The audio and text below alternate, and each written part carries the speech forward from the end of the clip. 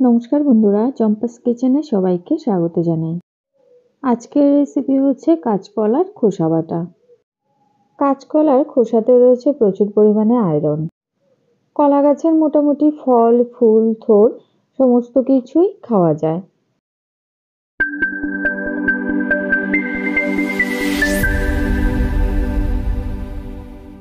দুটো কাঁচকলার খোসাকে ছোট ছোট করে কেটে প্রেসার কুকারে সামান্য জল, নুন আর 1 চিমটে হলুদ দিয়ে একটা সিটি মেরে ভাপিয়ে নিয়েছি।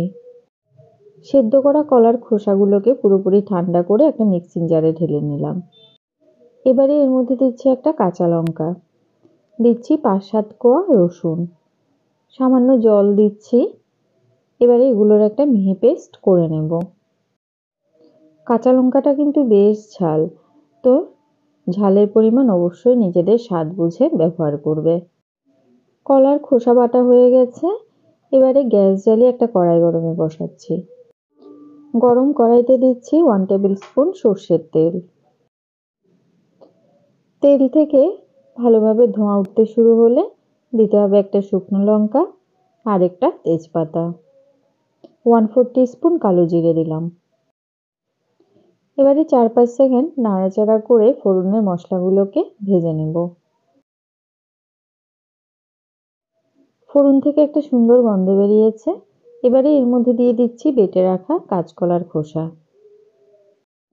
মিক্সিং জারের মধ্যে বেশ খানিকটা লেগে আছে, তাই সামান্য জল দিয়ে ধুয়ে সেটাও দিয়ে দিলাম। তেলের সাথে সবকিছুকে ভালো করে মিশিয়ে গ্যাসের আঁচটা হাইতে করে দেব। এবারে বাটার এই জলটাকে সম্পূর্ণ শুকিয়ে নিতে হবে। দিয়ে দিচ্ছি 1/2 টিস্পুন লবণ, 1/4 টিস্পুন হলুদ গুঁড়ো আর খুব সামান্য কয়েক দানা চিনি। বাটার সাথে মশলা ভালো করে মিশিয়ে অনবরত নাড়াচাড়া করে মিডিয়াম টু হাই আঁচে বাটাটাকে সম্পূর্ণ শুকাতে দেব। আমাদের চ্যানেল চম্পাস কিচেনের রেসিপিগুলো যদি তোমাদের ভালো লাগে তাহলে অবশ্যই চ্যানেলটাকে সাবস্ক্রাইব করে নেবে এবং পাশে থাকা বেল আইকনটাকে প্রেস করে দেবে। এতে করে যখনই আমি নতুন ভিডিও আপলোড করব সাথে সাথে নোটিফিকেশন তোমাদের কাছে পৌঁছে যাবে। কথা বলতে বলতে এদিকে দেখো, বাটার জল কিন্তু প্রায় শুকিয়ে এসছে। এই সময় এর মধ্যে দিয়ে দিচ্ছি বেশ খানিকটা ধনেপাতা কুচোনো। শীতকালে এই বাটা তৈরি করলে অবশ্যই করে ধনেপাতা কুচোনোটা দেওয়ার চেষ্টা করবে। এটা এই বাটার স্বাদের মাত্রাটাকে অনেক গুণ বাড়িয়ে দেবে।